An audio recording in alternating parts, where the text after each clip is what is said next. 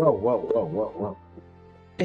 Shama ko umeze neza ntabwo ibyo nizeye kuri kamera ntabwo mbona umeze ute se meze neza ntabwo ariwe twavuganaga se ubwo niwe twavuganaga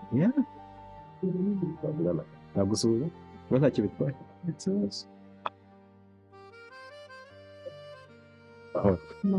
umeze neza bite meze neza wakoze kuza wowe umeze ute amahoro ntabwo nizeye kuri buze rero kubera iki nabwiye nti tuze kubonana numva ko ushobora kuvuga ati ukabica amazi nyine ukanga kuza ariko nyine byose ndagushimira ko waje kubagaragaza ko umwana muzima iyo umuntu aguhamagaye umva kwitaba ukamenya icyo agushakiye nkuko nabikubwiye nifuzaga ko duhura numva nabonye kuri WhatsApp ubwo nakubonye wabonye kuri WhatsApp nabonye kuri WhatsApp ni gurupe yitwa ngufi gusa amagurupe tubamo buri munsi nk'uyazi ya buri munsi urizi ko mu magurupe arenze imwe se kandi abantu bose babamo ntabwo bazi birashoboka si ibyo nta n'ibirenze nimero ziba n'ahantu hose umuntu yanabibona cyangwa akanayirota byose birashoboka umeze neza aho wajya gushyiraho agafoto k'igice gusa hepfo yawe ntugire icyo ugaragaza byose ari neza hepfo yawe uri kundeba gutya ariko ntakureba se nyine urumva ntakwishimiye se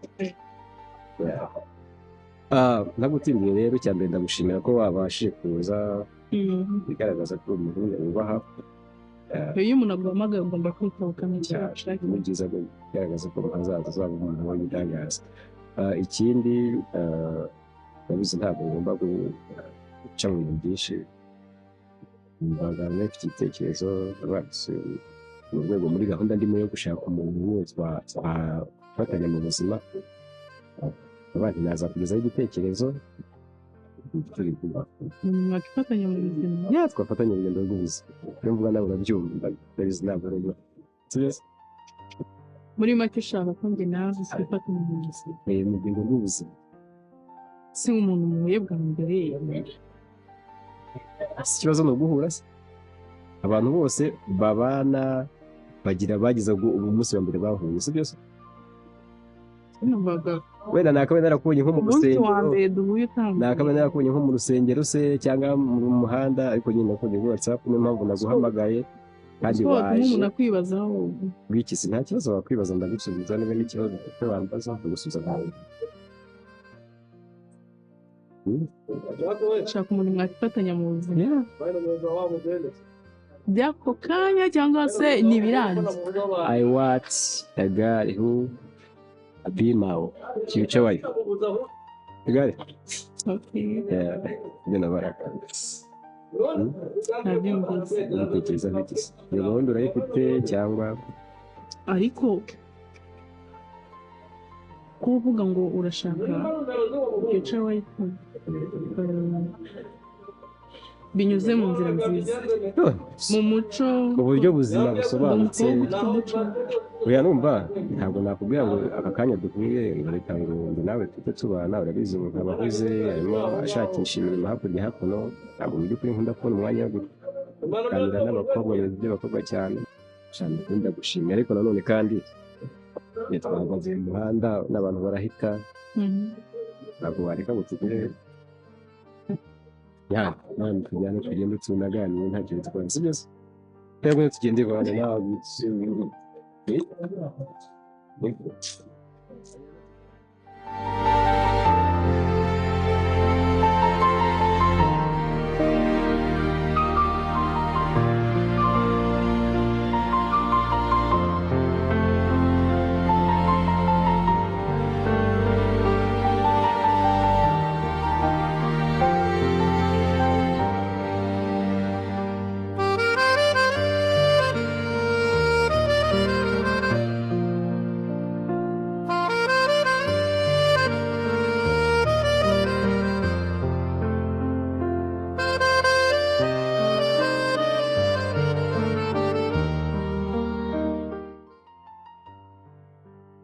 iyi nzu niba ari ukubera ibi biti haba handuye kabisa ariko nta kundi aka kazi niko nasabye ngomba kugakora rwose kuko n'ubundi kwa bosi baba bangaburiye neza Alphonse nawe ubundi se abo bantu ariko n'ubundi unambaye neza ni ukuri Tatine nawe wambaye neza ni ukuri ubashaka guca inyuma umva nimva ku kazi ndakuzanira ka kaje ndabizi ukunda wambaye neza ni ukuri pe ndi wowe babaye uretse kukubwira ariko uranasa neza ndihuta ariko ndi kujya mu ni ukuri urasa neza nyine nta kintu nashaka kubwira uziko hano haje abantu babiri bashaka ni ukuri bashakiraga iki bakora ntabwo mbizi nyine nabonaga ari babiri bameze nk'abantu nyine bari mu rukundo ukuntu none se bashakiraga iki ntabwo urumva nabimenya bose nyine ntabwo nabimenya pe bakubwiye ko bashakiraga iki se ntabwo na nimero se bagusigiye ngo twe twabahamagaraho nta nimero bigeze bansigira nyine ni bimwe byawe mba ndi mu masuku ahangaha ariko ni bimwe byawe uranasana neza ariko wambaye neza nta kibazo ibyo ngibyo turabivugana niba ku kazi ariko ni umuntu uri gukomanga wagenda ukareba uwo ari we mbikore mbanze rero umuntu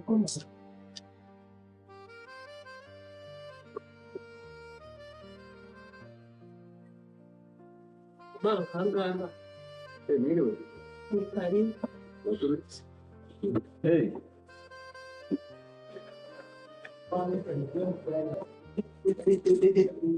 Wala ndi kurota cyane. It's okay. Bajanga inshuti yanjye nzi. Asoni. Cyoroshye wamwe. Utandenganyije ko wabereye umupfapfa. Sibyo? Reba iki cyane ariko urakibona. Banza ukirebe. Reba neza urakibona ariko. Kajanga. Inshuti yanjye. Evidenze se. Baratina sheri wanjye. Sheri wawe. Agatoki ku kana. Imeze bi. Ko mutasobanuye. Uraho we. Uwo uraho ngaho urahura umwana buri munsi. Ase ibushuti imana ikavuge ku ruhande. Twaganiraga nkugisha inama. Yego? Urabyumva neza?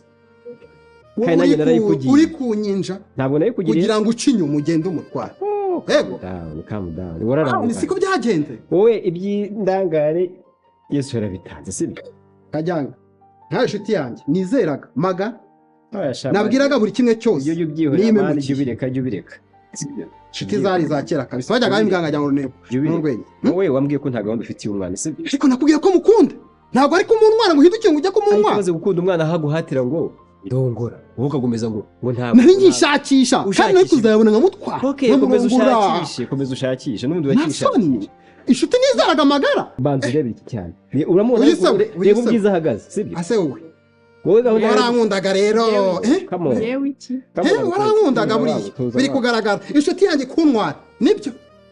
Hari icyo yakurushije? Gusa ikintu yakurushije se? Yandushije. Gufata umwanzuro.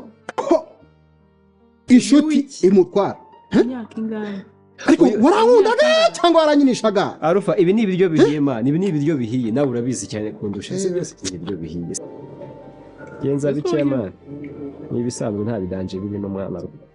Pfusha. Nabeshye baby napfusha baje. Ihangane nyine. Nuko bigenda. Imyaka 8 yose twambaye nkwinginga ndongora. Ngahi bazima. Nakubwiye ngo iki? Wambwiye ngo iki? Nigeze nkubwira ko nagukunda. Urashakisha sinzi ngo nkwe ugusiga. None rero hisemo gutwarwa n'imwe. Akurushije gufata icyemezo. Iki cyemezo yuko akurikiye amafaranga y'iwanyu. Nta mafaranga y'iwanyu ntayarya kamara kujugunya. Uzaba yirutse. Iyo ni inshuti yanjye ndamuzi kukurusha. Ayo mafaranga wo kutayariye.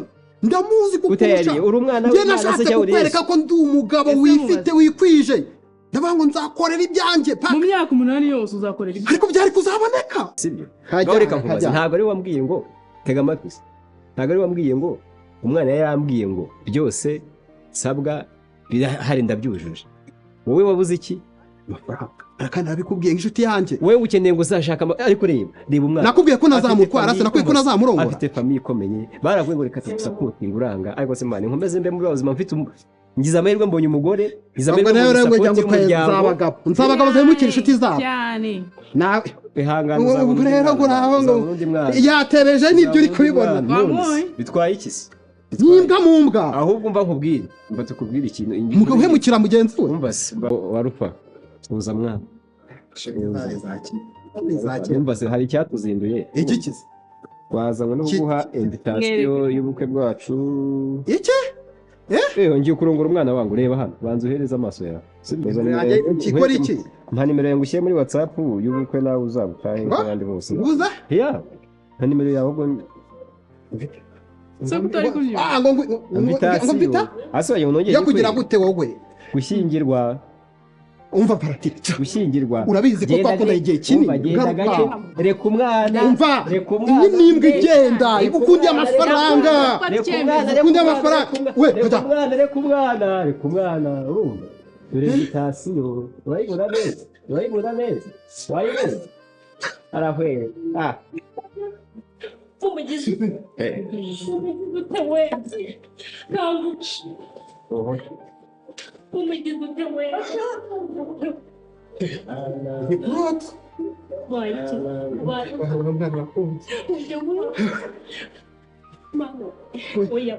ntabwo ntabyemera byuka uri umugabo ukomeye bino uraza kubicamo haguruka uhagarare